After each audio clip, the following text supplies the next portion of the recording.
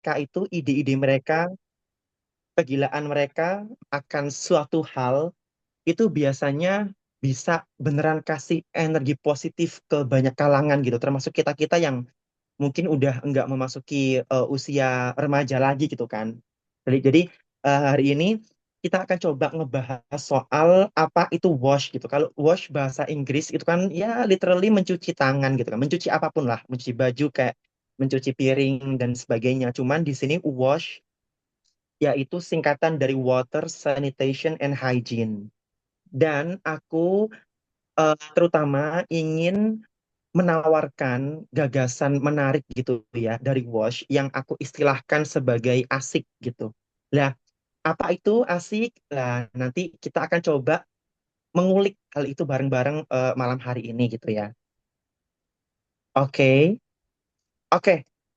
Ini tugas pertama buat kita semua malam hari ini. Jadi coba buka kolom chat Zoom-nya masing-masing.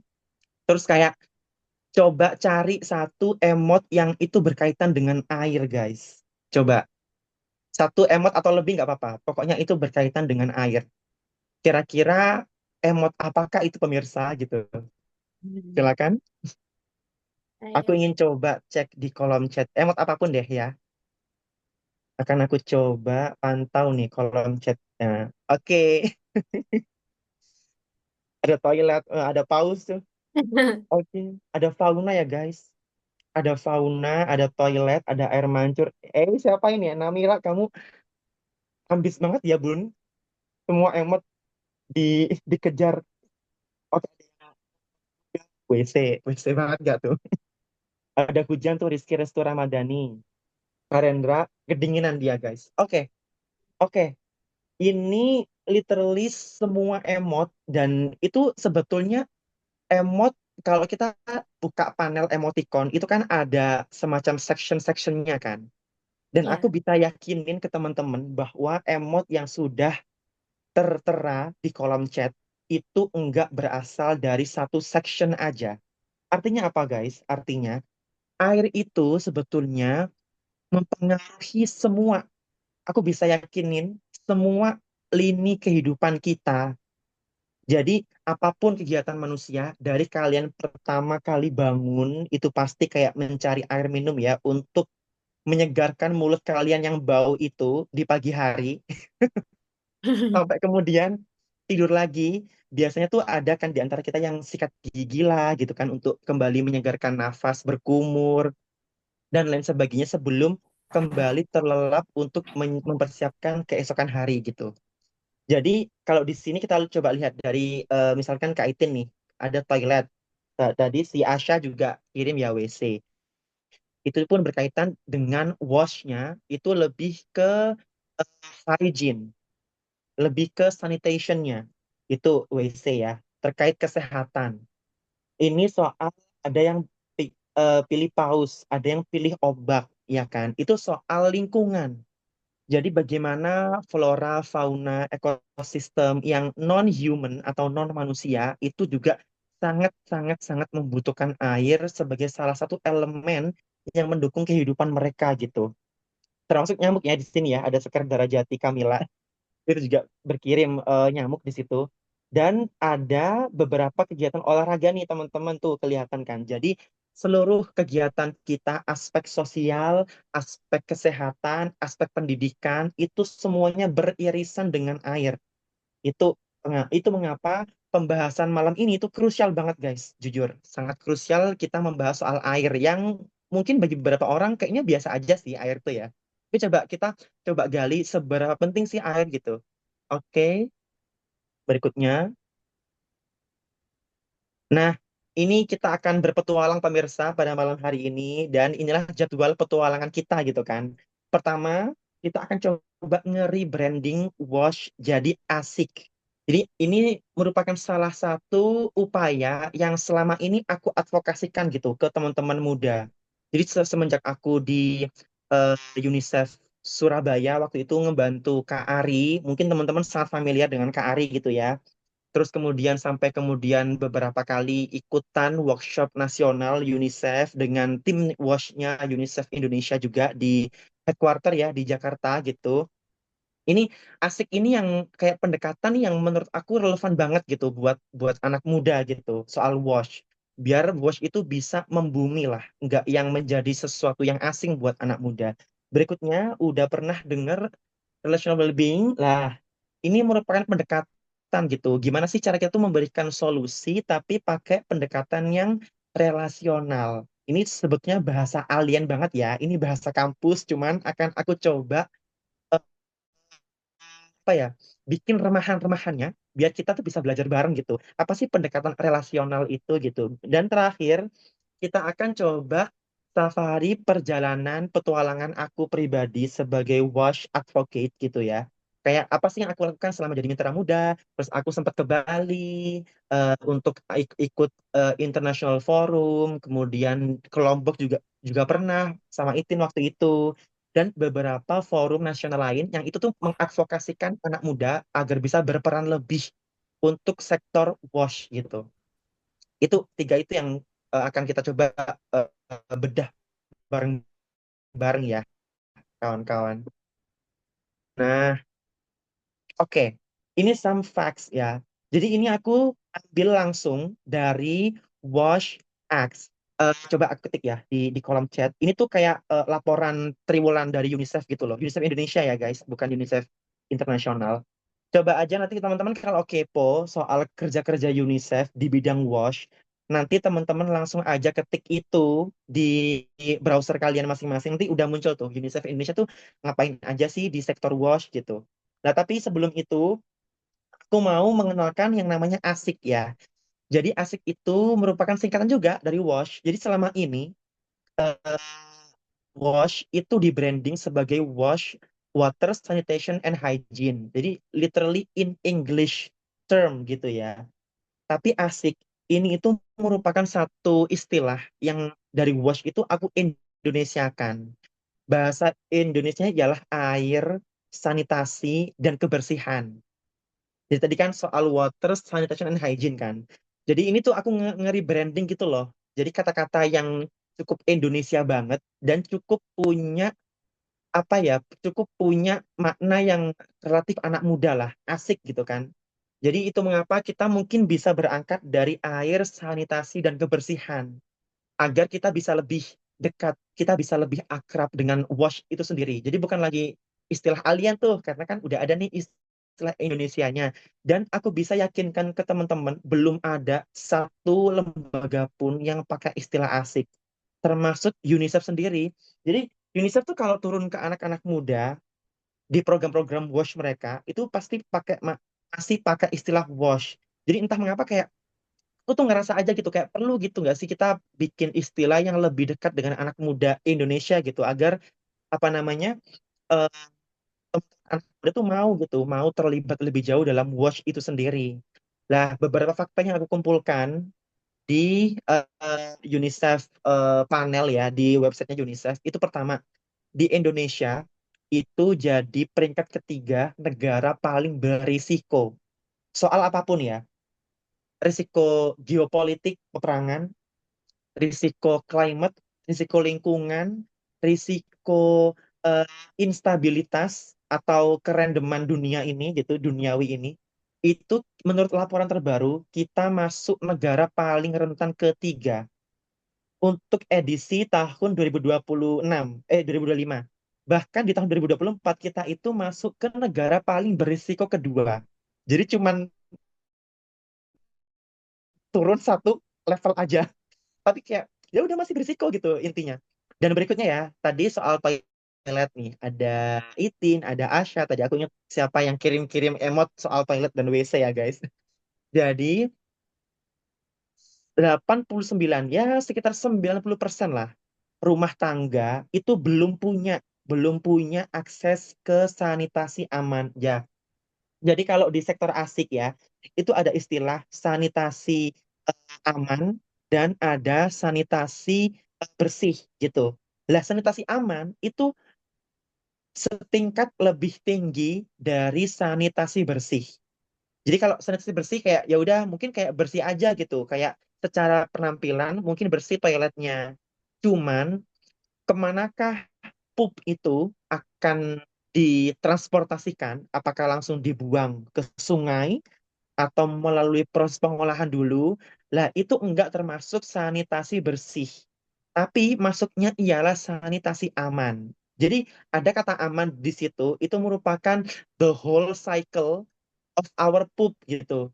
Dikemanain poopnya setelah masuk ke toilet gitu kan. Kan kita nggak pernah bayangin kan. Kayak cuman masuk ke toilet, kita flush gitu aja. Kayak ya udah, poopnya udah hilang. Kayak, hore, bersih, aman gitu. Tapi tetap enggak guys. Enggak sampai situ. Jadi ada, itu dikemanakan, itu sangat berpengaruh. Karena E. coli kan, itu bakteri yang bikin penyakit diare. Dan itu merupakan penyakit nomor 3 teratas penyebab kematian bayi. Jadi diare itu penyakit nomor 3 ke atas kalau nggak salah. Semoga aku nggak salah. Dan semoga masih masih masih ini sesuai dengan laporan terbaru ya. Itu penyakit nomor 3 tertinggi penyebab kematian bayi di Indonesia. Jadi kita nggak bisa remehin pup yang di dalamnya ada bakteri E. coli, yang dimana E. coli itu bisa menyebabkan diare, itu menyebab kematian tertinggi 3 teratas di Indonesia.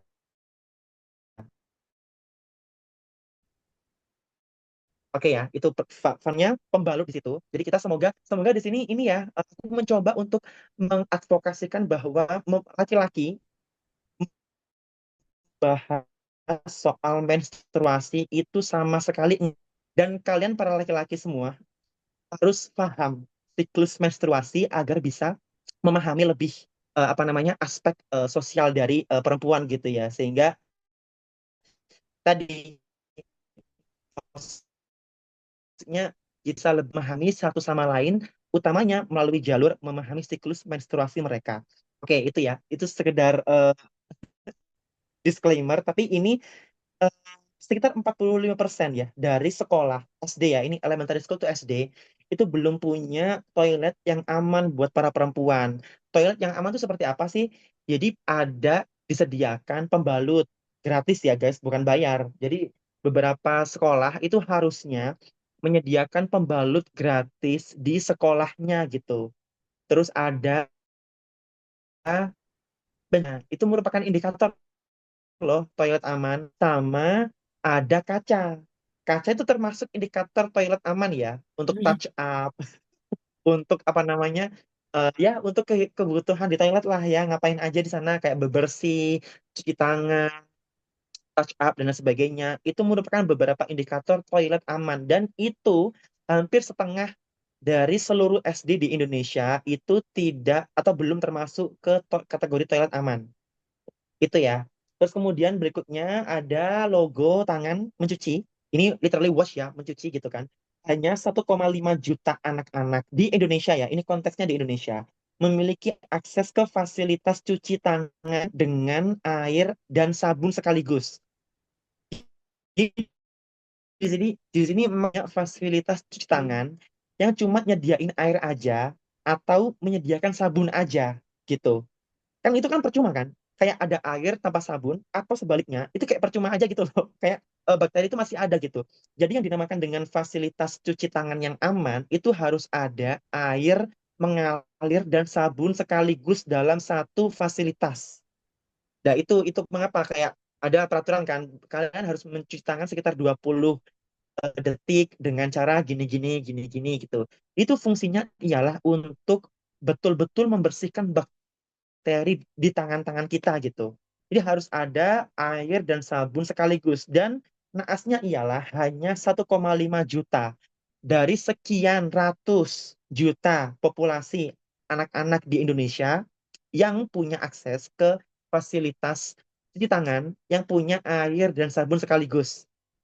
Itu ya. Dan terakhir, hanya 20,5% rumah tangga memiliki akses ke sumber air minum aman. Baik lagi ya, aman itu intinya ialah terbebas dari segala zat kimia, biologi, dan fisika yang punya efek berbahaya bagi tubuh. Mungkin mungkin air itu bening. Tapi bening itu enggak cukup guys sebetulnya. Karena ada bahan kimia, bahan mikrobiologi yang itu perlu kita tes lebih jauh di laboratorium gitu. Untuk melihat apakah itu betul-betul ada di air yang kita anggap sudah bening gitu. Bahkan riset UNICEF di Jogja aja itu bilang bahwa sekitar 70% sumber air di Jogja itu sudah tercemar E. coli. Atau tadi ya, yang bikin diare tadi ya, di Jogja. Aku eh, aku nggak tahu, jujur, ini merupakan fakta pahit karena sebetulnya setiap kali aku mengadvokasikan fakta ini ke beberapa PPT aku ya, tiap kali hadir ke forum nasional internasional, itu malah nggak dibolehin sama pihak UNICEF-nya gitu loh untuk nyantumin data ini. Padahal itu merupakan riset mereka sendiri gitu. 70% air di Yogyakarta itu sudah tercemar bakteri E. coli. Itu tahun berapa ya? Tahun 2000 berapa gitu. Pokoknya tahun udah lama sih. Cuman kalau melihat kita warganya makin banyak, kebutuhan banyak, kita bisa gitu kayak mengkalkulasi bahwa sebetulnya eh, antara pencemaran itu makin parah atau seperti apa gitu kan. Cuman makin ke sini kan kebutuhan air makin banyak kan, pastinya kan, karena populasi makin meningkat gitu. Tapi itu kira-kira yang perlu aku sampaikan ya guys. Oke, fakta berikutnya terkait ASIK ya, air, sanitasi dan kebersihan. Tadi kan angka-angka ya, angka-angka aja gitu, infrastruktur, angka-angka, sesuatu hal yang sangat kesehatan, sangat teknik lingkungan, sangat tata kota. Jadi itu merupakan apa ya, sisi awal dari WASH yang inasminasi. Tapi ada satu sisi WASH pakai ruang. Dan gambar-gambar inilah yang bisa mewakili sisi-sisi itu gitu ya, dari segi sosial budaya. Jadi kajian soal WASH, kajian soal ASIK, itu mostly berfokus ke sisi teknisnya aja, tapi enggak menyentil sisi sosial politik budayanya gitu. Jadi di sini teman-teman mungkin lihat coba di pojok kiri bawah itu ada ritual baptis ya. Mungkin teman-teman yang Kristen tahu itu menggunakan air guys. Jadi kalau nggak ada air, bayangin kayak mau diganti apa ritual baptis itu ya. Kita nggak akan pernah tahu. Terus di atasnya ada itu teman-teman Hindu di Sungai Gangga, itu kan sungai paling suci ya di India. Itu kan pasti ada ritual keagamaan ya di sana ya. Bayangin kalau sungai itu tiba-tiba kayak kering-kering, totally kering gitu. Kayak mau diapain ritualnya gitu. Terus ini yang tengah, mungkin yang paling familiar dengan kita ya, ada siraman. Itu setiap kali teman-teman ikutan acara nikahannya si om tante gitu kan, pasti ada gitu. Bayangin kayak mau diganti sama sirup kalau airnya nggak ada gitu. Atau mau diganti sama pasir kalau airnya nggak ada, kan nggak mungkin ya. Jadi eh, di atas di sebelahnya lagi ada ritual wudhu, itu termasuk ritual ya guys, karena itu ritual keagamaan kita di Muslim ya, di kalangan Muslim. Jadi bayangin aja kalau airnya kering kayak mau ngapain gitu wudhunya, ya ada sih tayamum ya ada, cuman kayak itu air tuh kayak udah jadi elemen paten wudhu gitu loh. Kalau yang itu diganti pakai pasir pun, pakai debu pun, itu kan kita kayak ada sisi yang nggak nyaman gitu loh dengan melakukan hal itu. Di bawah ada balap ini ya, balap perahu ya. Bayangin aja uh, adat istiadat ini tiba akan terancam hilang gara-gara sungainya tuh kering gitu. Jadi banyak aspek sosial yang sebetulnya tuh kita banget, tapi itu belum dikulik lebih jauh di ASIK. Dan aku di sini ikutan mendorong ke kawan-kawan gitu loh. Kalau kalian besok ya ingin apa namanya, mungkin ke jenjang yang lebih tinggi, berkuliah atau bekerja, kita harus mengawinkan kedua sisi ini, antara sisi teknis ASIK dengan sisi yang non teknis dari ASIK itu sendiri. Agar apa? Agar solusi yang kita tawarkan itu betul bisa holistik atau menyasar seluruh elemen kehidupan manusianya gitu. Jadi biar long lasting lah. Kita tuh nyari solusi tuh yang sekalian gitu loh, yang bukan setengah-setengah aja gitu. Itu yang coba kan di sini. Lah, jadi ini di sini ada kata-kata Wonosobo ya guys. Itu beralasan sebetulnya. Dan dua gambar ini pun juga beralasan karena ketika aku mengulik-ngulik beberapa kondisi di Wonosobo, ya either antara banjir atau enggak kekeringan gitu kan. Jadi ini di sebelah kiri kelebihan air, tapi di sebelah kanan itu kekurangan air. Dan ini merupakan dua permasalahan yang paling umum yang berkaitan dengan wash yang dialami hari ini. Banjir itu apa ya? Banjir itu bukan sekadar ada genangan air gitu guys. Tapi banjir itu bisa membawa polusi dari daerah lain ke daerah kalian. Di Wonosobo misalnya, sumur kalian tuh bersih aja gitu. Banyak kan, banjir misalkan dari daerah lain lah di kota tangga Wonosobo. Aku nggak tahu ya apa. Cuma misalkan dari kota lain yang itu mengandung zat pencemar berbahaya. Dan itu sangat mengancam, guys, sangat mengancam sumber air yang ada di Wonosobo yang itu sebelumnya bersih gitu. Jadi itu bukan sekadar apa ya, kalau kita bicara air, karena air kan ada siklusnya ya. Jadi air itu pasti mengalir, kemana dia pergi pasti mengalir. Jadi misalkan nih satu daerah di hulu, di pegunungan tercemar, itu daerah di hilir itu pasti terdampak makin parah. Jadi maksudnya se seterikat itu gitu air, siklus air. Jadi kita nggak bisa gitu menyelesaikan masalah air di Wonosobo tanpa membicarakan masalah air di kota-kota tetangga Wonosobonya gitu. Itu intinya. Lah, di sebelah kanan ada kekeringan. Jadi balik lagi ya guys, karena Wonosobo pun masih kental dengan kehidupan bertani gitu ya. Dan ini merupakan mostly masalah utama dari para petani ya. Karena mereka memang menggantungkan air ini sebagai elemen utama mereka untuk menumbuhkan komoditas pertanian gitu. Kalau nggak ada air kayak ya udah kayak mereka mau berharap apa ke lahan mereka gitu. Jadi sebetulnya air itu sangat-sangat sangat lekat dengan kehidupan kita. Dan ini pesan kunci aku ya dari ketiga slide ini. Air itu saking beririsannya dengan isu-isu lain sampai air itu gak pernah dianggap sebagai isu utama. Coba, aku coba ulangi ya. Jadi air itu beririsan, saking beririsannya air dengan sektor-sektor lain, pendidikan, kemudian perlindungan anak, iklim, eh, dan itu bersinggungan mostly dengan semua aspek lain, sampai-sampai air itu enggak dianggap sebagai isu utama. Dan ini yang merupakan tantangan sebetulnya bagi kita yang concern di isu-isu asik gitu ya, di isu-isu wash. Jadi bagaimana sih kita tuh kayak menjadikan air itu sebagai isu utama, tapi air itu di saat yang bersamaan itu juga beririsan dengan isu-isu yang lain gitu loh. Jadi itu sulitnya guys, jujur. Itu sih yang coba kita eh, dorong akhir-akhir ini gitu ya. Dah, jadi di sini ini pendekatan aku dulu di Mitra Muda UNICEF ya. Jadi aku sama beberapa kawan-kawan, kalau nggak salah divisi Wash Unis Mitra Muda itu dulu ada sekitar 7 orang. Dan ini aku cerita aja gitu, bagaimana sih pendekatan teman-teman di Mitra Muda itu untuk mempromosikan si ASIK ini gitu. Nah, di Mitra Muda UNICEF di sektor asiknya, kita ada divisi asik ya guys. Jadi ada 5 isu yang kita bahas. Ada asik in emergency. Emergency itu berarti di situasi kebencanaan, di situasi perang, gitu-gitu. Jadi emergency itu lebih ke situasi yang sangat-sangat berisiko tinggi lah. Kebencanaan, peperangan itu.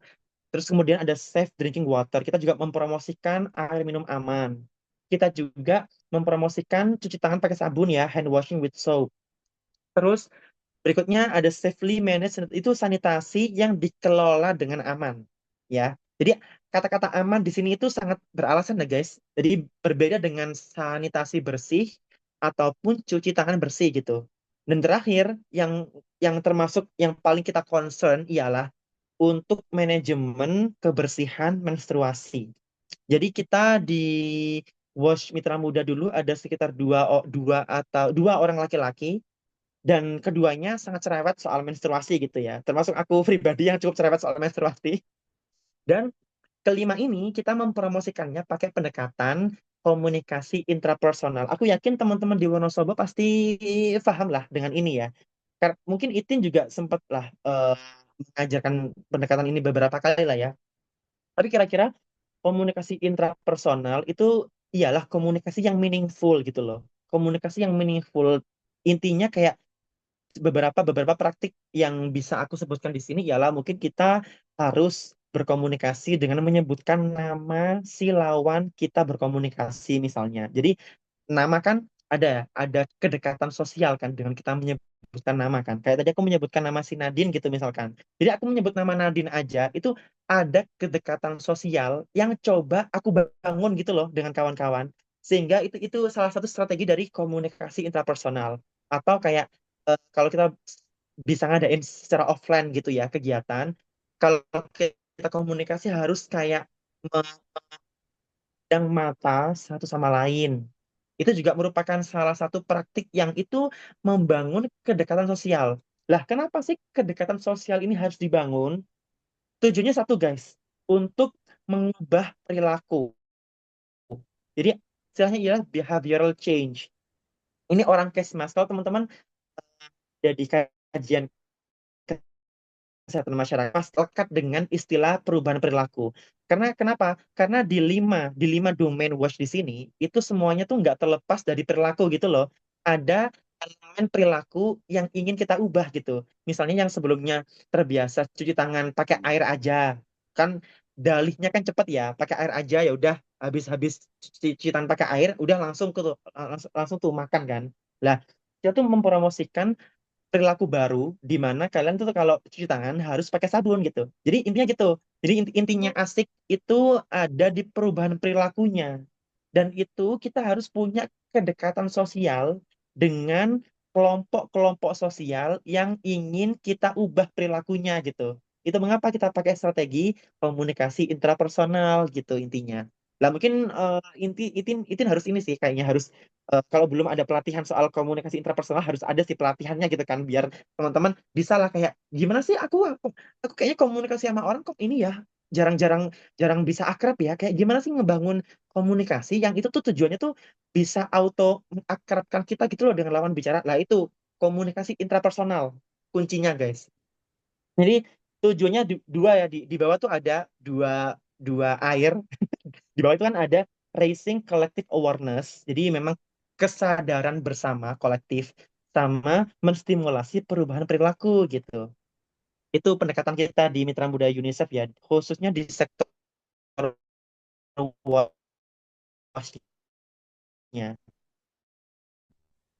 Kalau ini pendekatan komunikasi intrapersonal. Jadi selama aku jadi Mitra Muda UNICEF ya sejak tahun berapa ya di eh, S1 dulu, tahun terakhir, tahun keempat S1, itu udah gabung di Mitra Muda kan. Nah itu kita udah mulai tuh berkegiatan di sektor WASH dengan pendekatan komunikasi intrapersonal. Jadi fokus dulu deh. Ini akan aku bagi berdasarkan lokasi. Di Bali, coba teman-teman cek gambar yang ada embel-embel Balinya. Itu merupakan Forum Air Dunia ke-10 yang diadakan di Bali waktu itu. Jadi memang aku sebagai delegasi Mitra Muda UNICEF waktu itu dipasrahin sama teman-teman UNICEF untuk kayak ngeyel gitu agar di forum kelas dunia itu ada ruang yang diberikan oleh penyelenggara khusus untuk anak mudanya. Karena guys, di forum-forum internasional itu biasanya si penyelenggara itu kayak pelit banget gitu ngasih ruang ke anak muda. Kayak yang boleh mau visi kayak cuma dosen peneliti gitu-gitu loh. Dan teman-teman paham kan kayak sepenting apa keterlibatan anak muda gitu loh untuk merencanakan depan mereka. Sehingga di situ kita para anak-anak muda ini yang ada di gambar kiri bawah kita itu kayak bersiasat gitu loh. Kita menyusun strategi gimana sih agar penyelenggara itu intinya menyediakan ruang-ruang yang itu khusus banget untuk anak muda gitu. Jadi ada ruang di mana kita tuh bisa cerewet mempromosikan bahwa anak muda itu pemegang masa depan bangsa gitu kan. Anak muda sebagai apa namanya agen of change gitu kan. Gitu-gitulah intinya. Itu sangat-sangat ini ya, sangat-sangat normatif ya guys. Maaf. Tapi kira-kira itu yang coba kita dorong gitu di forum-forum internasional itu. Oke, kemudian berikutnya fokus ke gambar yang ada kata-kata Surabayanya. Ini aku sama Kak Ari sih sebetulnya, sama Kak Ari sama eh, Kak Naning ya. Mungkin teman-teman familiar ya dengan nama-nama itu. Jadi ini merupakan program eh, Duta Oki. Teman-teman mungkin familiar dengan aplikasi Oki. Itu aplikasi untuk monitoring siklus menstruasi remaja putri di Indonesia gitu ya. Khususnya di Jawa sih kataku. Lah, di sini itu programnya hampir setahun setengah dan kita itu memang fokusnya ialah melibatkan remaja-remaja perempuan sebagai duta OKI yang mempromosikan manajemen kebersihan menstruasi di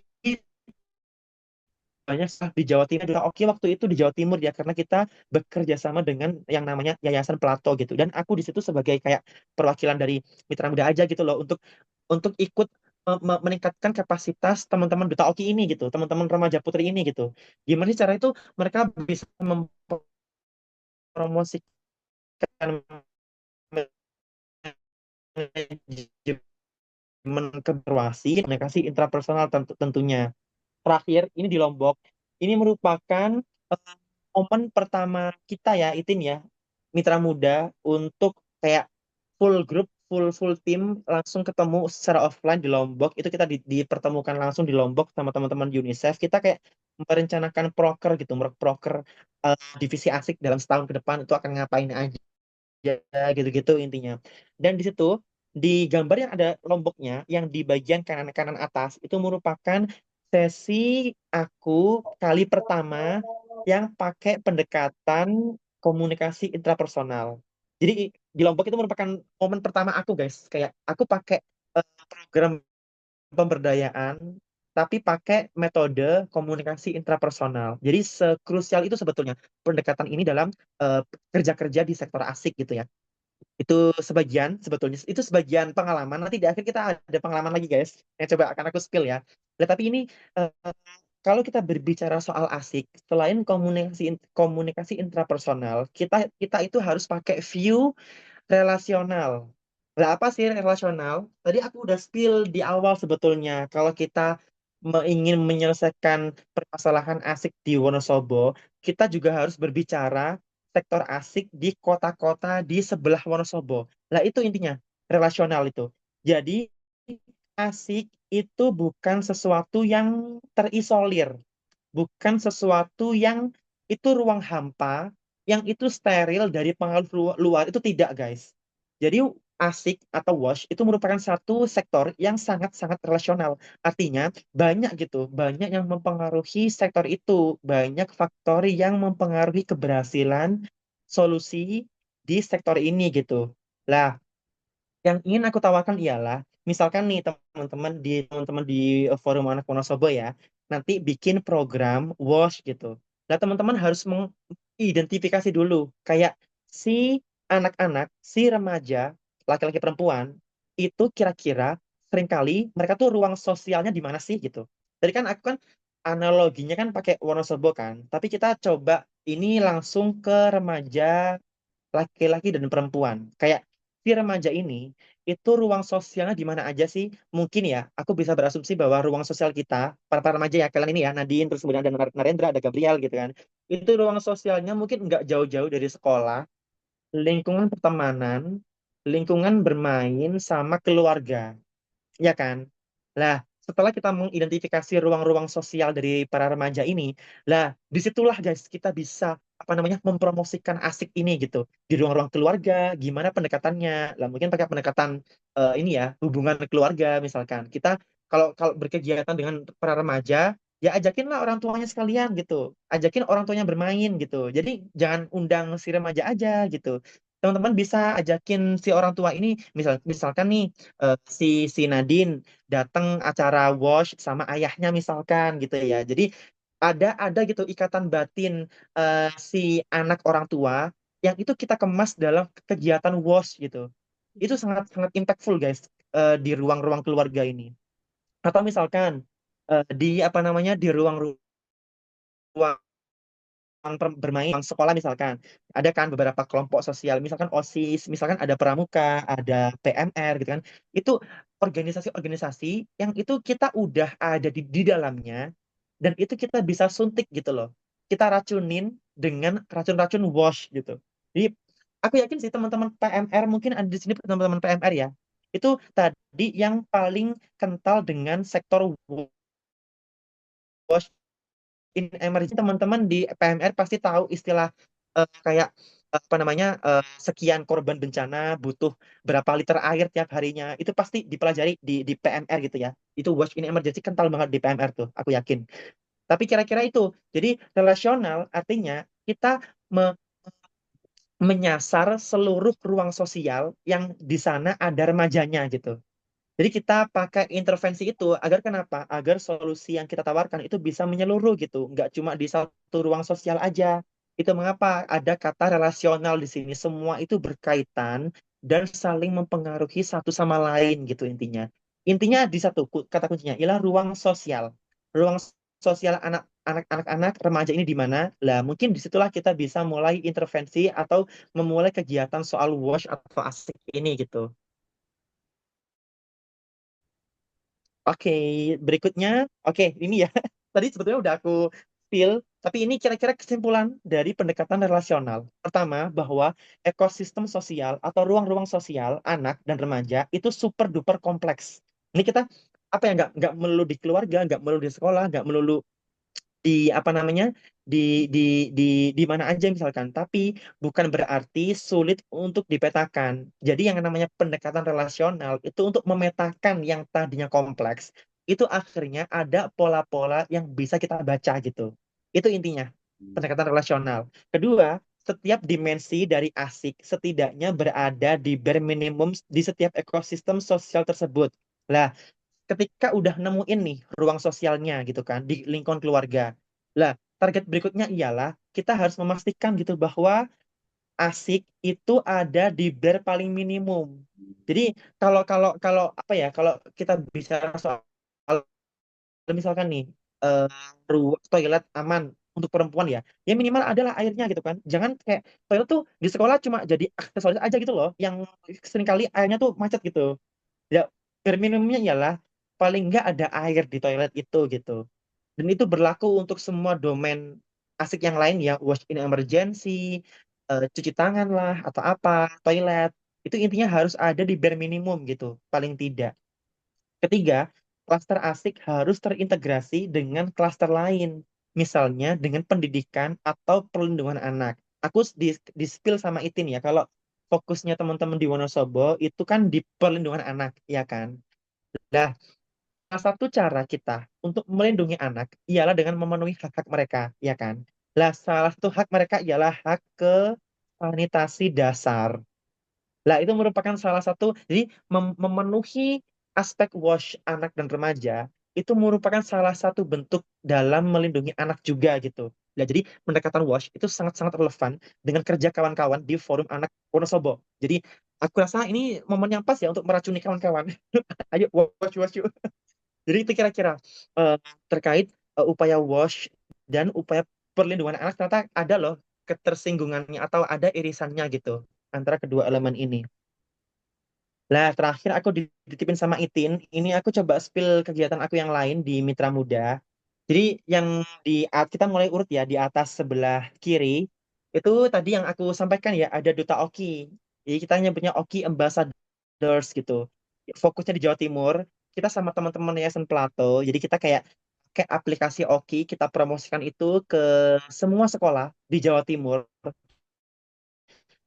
mostly SD SMP ya guys. Jadi memang fokus kita ialah remaja-remaja gitu, kalangan remaja, bukan kalangan anak muda ya. Kalau anak muda kan sekitar 18 sampai 24 tahun, itu mitra mudanya. Tapi kalau kita kita bicara soal remaja, mungkin ya sekitar 9 ya sampai 17 tahun. Iya nggak sih? Ya sekitar sekitar SMP-an lah, SMP-an lah, SMP-an menuju SMA, itu remaja-remaja. Nah, terus di sebelahnya pas itu kan ada ISEC in Unsri. Jadi Mitra Muda UNICEF juga sempat bekerja sama dengan teman-teman di Palembang. Jadi kita sempat pasang dua filter air di masjid. Jadi kenapa kita pilih masjid? Karena itu ruang sosial yang paling relevan dengan kehidupan masyarakat. Jadi kita tuh mencoba kayak kan filter air itu kan sesuatu hal yang asing ya. Tapi gimana sih cara kita tuh ngebuat itu agar enggak asing? Jadi kita pakai pendekatan lewat masjid gitu, lewat lewat lembaga keagamaan. Jadi biar teman-teman warga di sana familiar dengan filter air yang mau kita pasang di sana gitu intinya. Tapi itu kira-kira pekerjaan kita di Unsri ya waktu itu melalui forum Filternesia. Lah yang sebelah itu masih Forum Air Dunia ke-10. Jadi aku waktu itu ada sekitar 40-an anak muda, tapi hanya ada sekitar 15 orang yang dapat undangan khusus untuk hadir ke forum-forum tingkat tinggi waktu itu. Jadi eh, dari sekian 40 anak muda yang hadir waktu itu hanya 15 orang dan aku alhamdulillahnya terpilih gitu ya untuk ikutan cerewet di forum itu gitu. Lah, di bawahnya, di bawah sebelah kiri itu jadi asik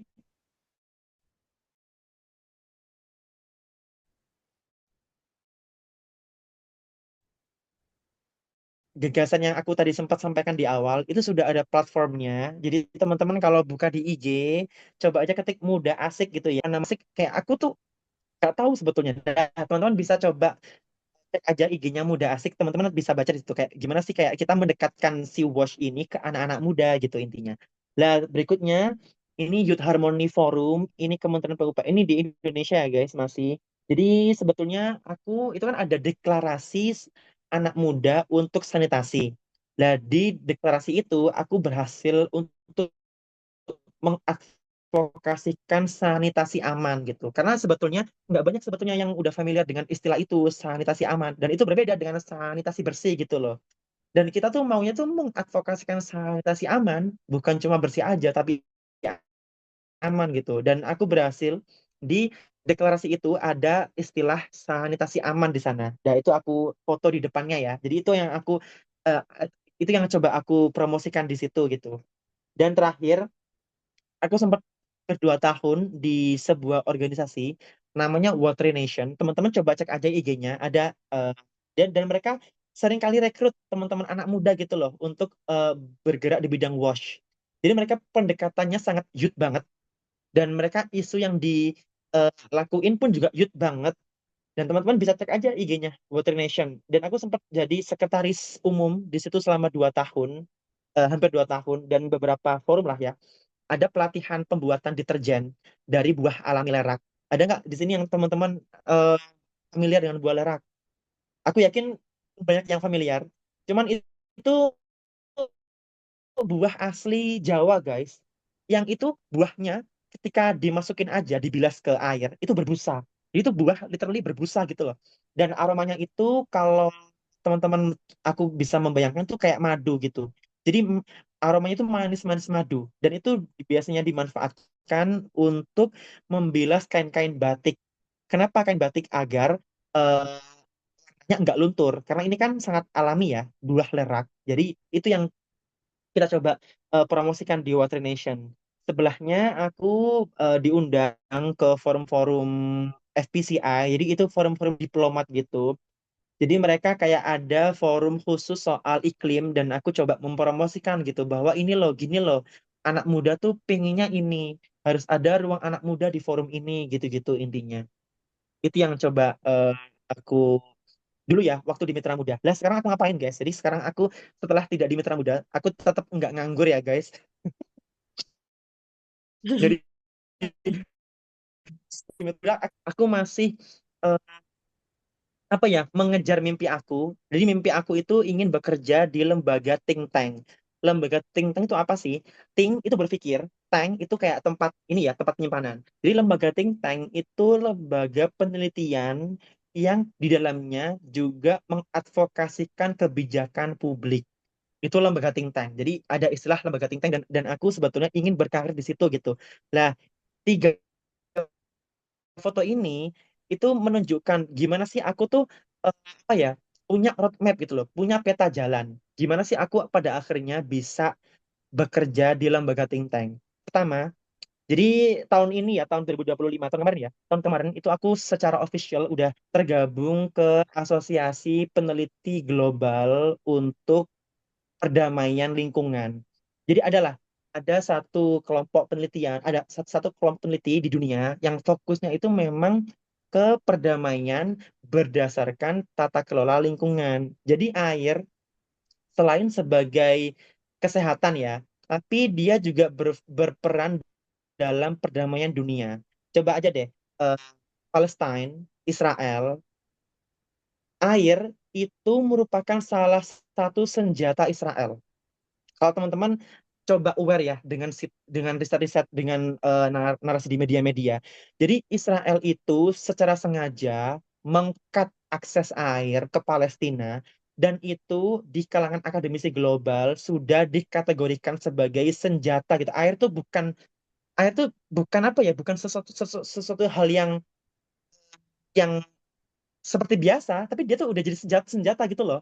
Jadi istilahnya ialah uh, weaponization weaponizing water. Jadi membuat air itu sebagai senjata yang itu mematikan gitu.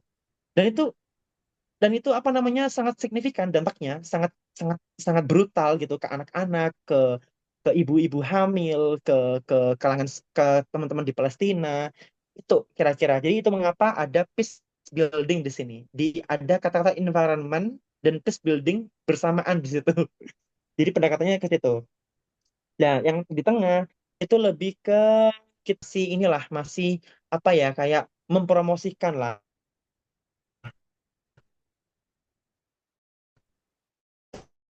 tata kelola Indonesia banget. Jadi kan kalau kita teman-teman kan pasti nggak asing dengan istilah sustainability, ESG, climate crisis,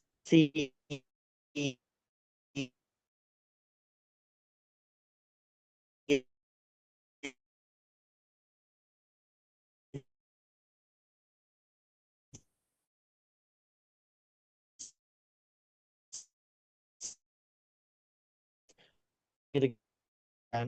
Kan istilah-istilah asing itu agar bisa gitu kawin dengan kehidupan sosial masyarakat. Itu di tengah itu. Jadi aku terus mengupayakan hal itu. Dan aku sekarang juga jadi peneliti, guys.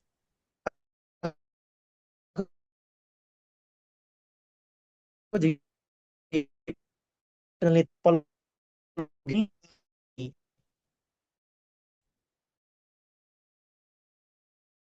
health anak mengaruhi ketangguhan mereka menghadapi krisis iklim gitu. Jadi itu kira-kira yang ingin aku ingin ketahui di situ.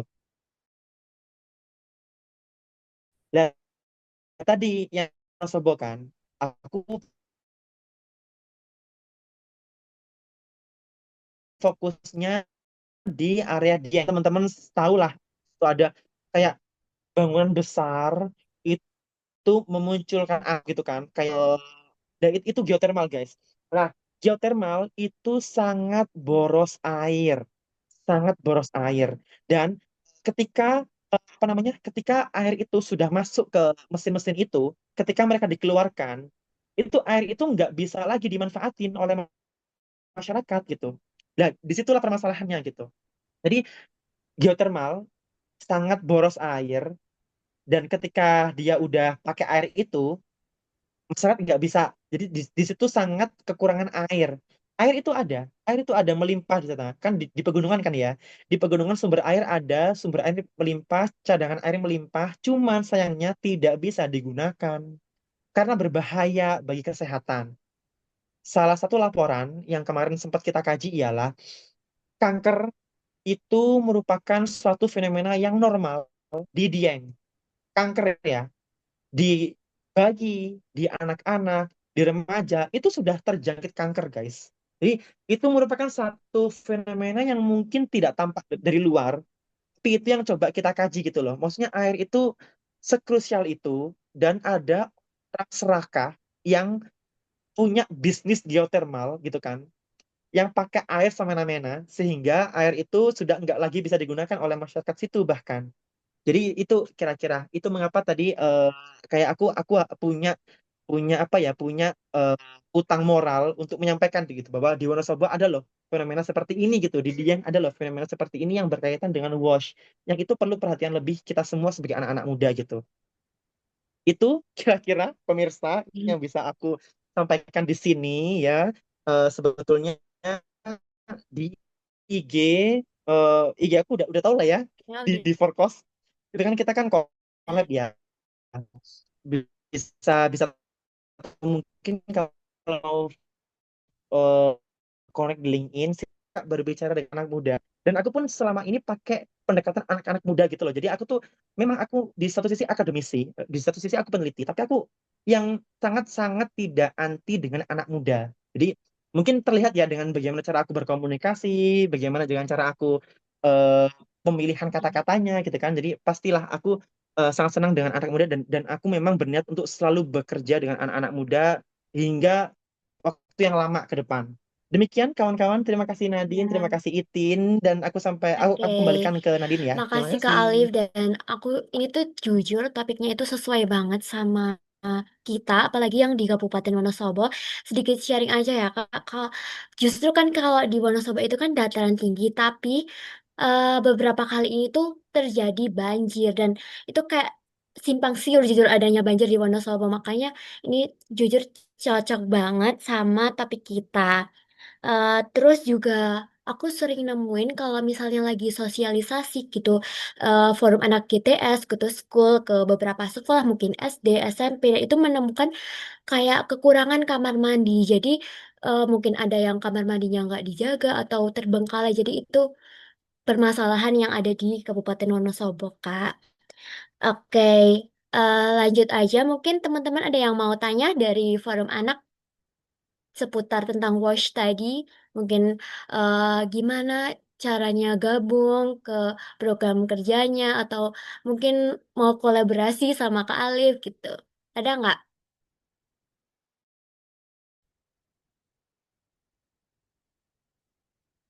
Oke, Narendra, mau tanya nih, mau tanya apa? Boleh? Oke, Mas Alif. Ini langsung tanya aja, Mbak. Iya lah, boleh, langsung aja. Ya, terima kasih atas kesempatannya. Baik, Mas Alif, tadi sempat disinggung tentang masalah geotermal. Nah, geotermal ini kan sangat boros air. Nah, cuma kita nggak fokus itu. Saya ingin menanyakan, sekarang ini kan di media sosial itu banyak berseliweran. Ini isu tentang penggunaan air, terlebih kepada AI atau Artificial Intelligence. Jadi yang saya ketahui dari media sosial itu, ketika kita memberikan suatu pertanyaan ataupun perintah kepada AI, jadi data center di sana itu kan langsung menyerap air yang begitu banyak, mungkin berapa liter atau berapa saya agak lupa jumlahnya. Tetapi yang jelas ketika kita memberikan instruksi kepada AI, maka itu akan menyerap air yang digunakan dalam data center. Nah, dari pandangan saya, tentu ini kedepannya akan menjadi isu juga. Karena apa? Ketika AI semakin banyak digunakan, manusia juga semakin bergantung pada AI, maka penggunaan air ini bisa berfokus di situ dan bahkan mungkin berpengaruh pada isu lainnya ini apa ya jumlah air yang terbatas. Nah, kalau dari sini sebagai aktivis lingkungan, gimana sih pandangan Mas Alif terkait dengan isu itu dan mungkin kiat-kiat yang bisa diberikan Mas Alif kepada kita semua sebagai Forum Anak Wonosobo untuk bisa memberikan ya pencerahan dan juga sosialisasi kepada anak-anak agar kedepannya lebih bijak lagi dalam menggunakan AI seperti itu. Terima kasih Mas Alif. Oke, ini langsung aja ya Nadine. Iya, langsung aja Kak, boleh. Oke, makasih banget Narendra buat pertanyaannya. Dan kalau bisa aku sampaikan, tadi eh, betul memang maksudnya konsepnya sama kayak di geothermal. Jadi AI itu punya data center yang itu kalau di Visipol UGM ya di tempat aku belajar itu sempat kita mendatangkan satu orang dari Norwegia waktu itu sebagai pembicara. Dia bilang gitu bahwa data center itu eh, selain menghabiskan lahan, dia tuh ribuan hektar, guys. Data center untuk AI itu ribuan hektar dan sangat boros air, betul. Jadi dia konsepnya sama, dia menyerap air based on ini ya prompt yang kita ini. Jadi semakin sering kita kirim prompt di AI, apapun platform AI-nya, GPT kayak atau mungkin eh apalah platform AI lain ya. Aku soalnya gak familiar dengan AI, tapi ketika kita sekali kirim prompt, itu sekian ratus liter air terserap di data center. Untuk apa? Untuk mendinginkan mesin. Sama sebetulnya untuk di mesin geothermal, itu fungsi air utamanya ialah untuk mendinginkan mesin. Kalau di geothermal, itu dia masuk mendinginkan mesin, dia menghasilkan uap. Uapnya itu untuk memutarkan turbin. Turbinnya untuk memutarkan listrik. Itu mengapa kan energi geothermal. Jadi memang tujuannya ialah untuk memberikan akses listrik geothermal itu. Jadi, tapi fungsi utamanya ialah untuk mendinginkan mesin. Lah, karena mesin itu banyak ya bersinggungan dengan material fisika, kimia gitu kan. Ketika dia dikeluarkan dari alat geothermal, dikeluarkan dari data center AI, itu nggak bisa langsung dimanfaatkan lagi airnya, guys. Dan itu mengapa? Kayak oke, kalau perusahaannya responsibel gitu ya, bertanggung jawab, dia pasti akan mengolah itu dengan baik gitu loh. Tapi yang namanya pakai logika bisnis, pakai konsep bisnis itu nggak kenal ini guys, nggak kenal kata-kata bertanggung jawab gitu loh. Jadi yang namanya bisnis itu pasti keuntungan yang diutamakan kan. Sedangkan kan air pasca digunakan sebagai pendingin itu sangat-sangat mahal, sangat-sangat mahal. Dan itu dilemanya gitu loh. Ketika pengolahan itu mahal, dan kebutuhan AI itu makin banyak gitu kan, kebutuhan listrik makin banyak di geothermal, akhirnya air itu apa ya, alih-alih dikelola dengan baik agar dapat langsung digunakan kembali, dia langsung dibuang aja gitu ke badan air. Dan itu selain tidak bisa digunakan oleh masyarakat secara langsung, juga mencemari gitu sebetulnya. Karena kan banyak tuh bahan-bahan kimia radioaktif, logam berat yang terkandung di situ, karena kan tadi ya ada proses fisika kimia yang terjadi di dalam mesin itu, kemudian cemari si air yang digunakan. Tapi kira-kira itu ya yang bisa aku gambarkan terkait bagaimana air itu masuk ke geothermal, masuk ke data center AI. Dan cara yang kita bisa lakukan ialah mungkin cara yang paling sederhana. Mungkin teman-teman apa ya, menganggap ini sesuatu hal yang kecil, tapi aku rasa ini merupakan langkah awal yang harus kita lakukan. Marilah kita kembali percaya pada kemampuan kita sendiri sebagai manusia. Itu intinya, guys. Kayak aku ngelihat bahwa ketergantungan kita ke AI itu kayak menyeratkan bahwa kita tuh kok nggak pede sih jadi manusia gitu loh. Padahal kita tuh kayak hasil ciptaan Tuhan terbaik gitu loh. Maksudnya kita tuh udah sedemikian rupa dianugerahi akal oleh Yang Maha Kuasa. Kita bisa mempertimbangkan mana salah mana benar gitu kan. Dan kita lebih memilih AI untuk memutuskan salah benar daripada menggunakan nurani kita pribadi. Itu merupakan satu hal yang mungkin selama ini tidak kita sadari. Dan itu lagi-lagi ya, mari kita coba kembali percaya diri sebagai seorang manusia, sebagai ciptaan yang betul-betul Tuhan tuh menyempurnakan kita dengan sangat-sangat detail terperinci gitu loh. Jadi kita itu sih eh rasa saya itu harus ada ya, sehingga apa, sehingga kita sudah tidak lagi lah terlalu bergantung dengan AI gitu, meskipun ya kita pada satu momen ya kita nggak mau karena AI sudah masuk ya, AI sudah masuk ke kehidupan kita, kita nggak bisa gitu loh, kita nggak bisa mengisolir diri kita dari AI, kita harus bersahabat dengan AI, tapi di sisi yang lain kita juga nggak boleh kehilangan kepercayaan diri gitu. Itu sih yang ingin aku dorong ke kawan-kawan semua. Oke, makasih Kak Alif. Intinya kayak kita nggak boleh berlebihan memakai AI gitu ya. Mungkin ada pertanyaan yang lain buat teman-teman forum anak. Ada nggak nih? Atau aku tunjuk aja? Ada nggak? Tunjukkan. Siapa ya? Hmm, dari yang cewek, siapa itu? Naswa, yang on cam. Atau yang nggak on cam. Kalian masih pada semangat kan? Belum ngantuk? Masih semangat, Kak. Oke. Siapa ya? Masih ada nggak pertanyaan? Mumpung masih ada Kak Alif, kita bisa sharing-sharing lagi. Helen mungkin mau tanya. Ya, itu siapa Helen? Boleh. Helen. Tahu siapa ya? Asa ini bisa. Ya, siapa nih? Atau, Tunjuk aja, Kak. Tunjuk aja biar cepet. Atau ini deh, Kak Nadine, kayaknya aku tadi mau menyampaikan sesuatu tapi belum kesampaian gitu. gitu. Boleh nggak sih Oke, aku ya nyelesain, boleh. guys? Eh, Sebentar. Ini soal ini sih sebetulnya, soal bagaimana kita berproses ya, biar tadi gitu, mimpi-mimpi yang kita targetkan bisa bisa jaga gitu kan. Aku kelewatan di situ sebetulnya. Nah, kalau di sini sebetulnya tadi di bagian atas sudah aku jelasin, cuma di bagian bawahnya belum gitu loh. Jadi ini tiga Ya, tiga langkah yang ingin aku eh, eh, advokasikan ya, ingin ingin aku promosikan ke kawan-kawan anak muda gitu, ke para remaja sekalian gitu. Jadi pertama ialah, mulai dari sebelah kiri, ialah membaca diri sendiri.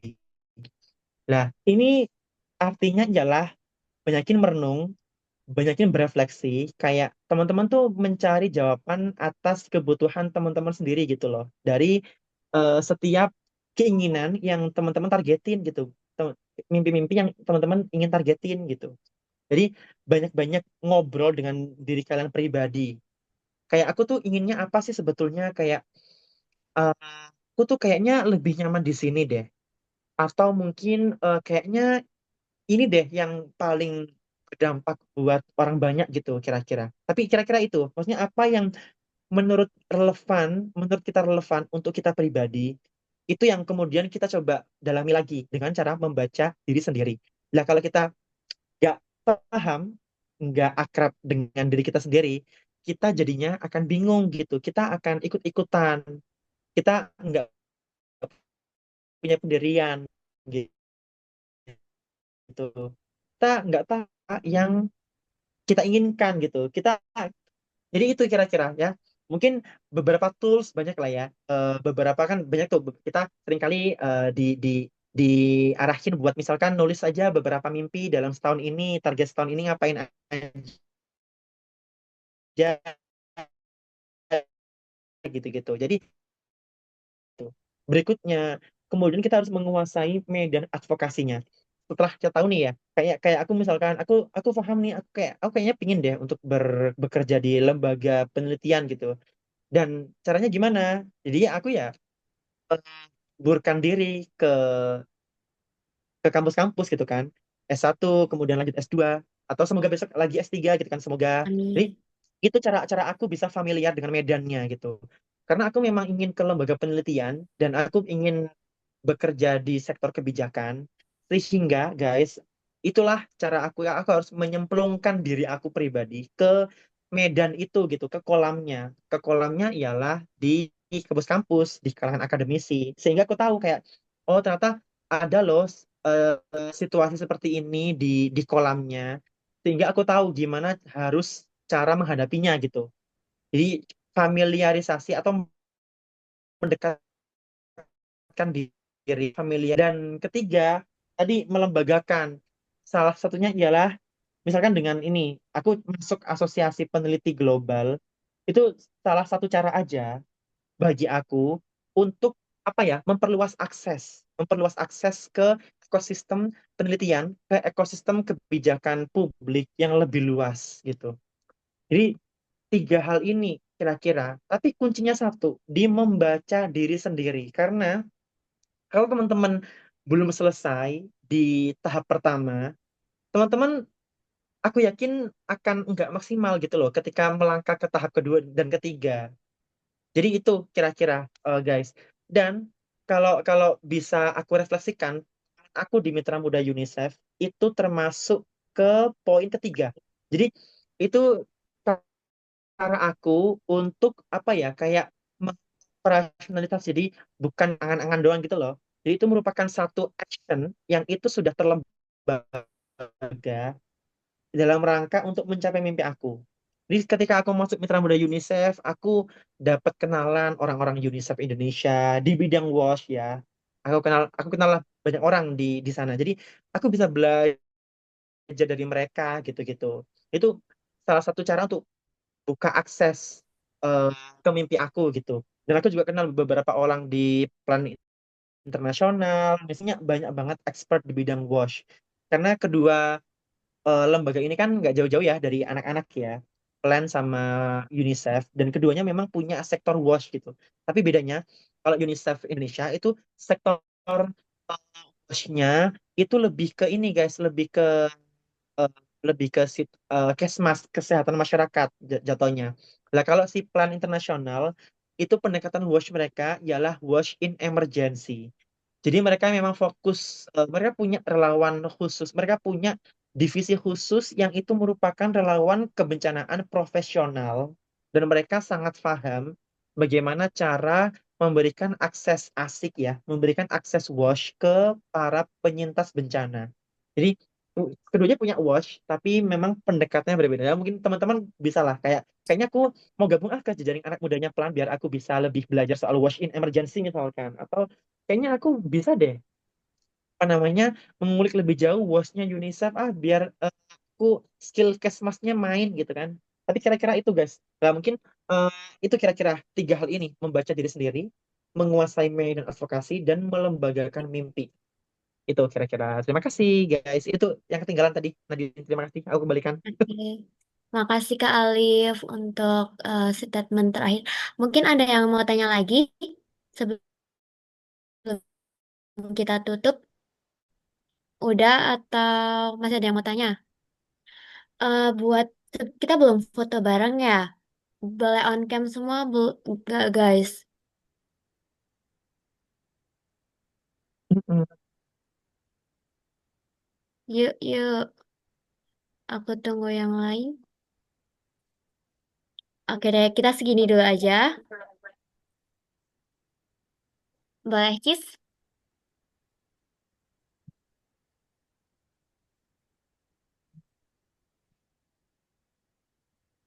Oke, oke.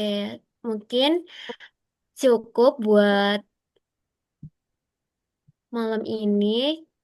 eh Makasih buat Kak Alif buat ngisi sebagai narsum di malam ini. Sangat bermanfaat banget. Sampai ketemu di Mm-mm. acara lainnya. Yeay. Oke, udah selesai guys. Bye-bye. Makasih Kak Alif. Terima kasih juga Nadine, kawan-kawan semua itin yang Ya, udah ngajakin aku ya. ya, Sampai makasih ketemu. juga udah sharing-sharing. Oke, Iya. sampai ketemu lagi Kak Alif. Iya.